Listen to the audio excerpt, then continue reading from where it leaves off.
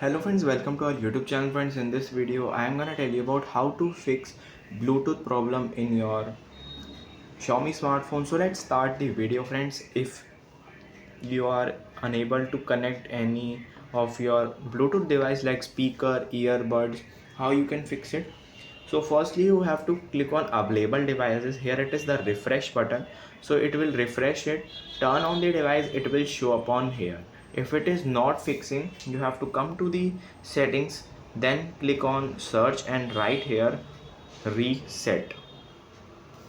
So here it is reset Bluetooth settings, enable the passcode from here, and now you can see your Bluetooth settings has been reset successfully.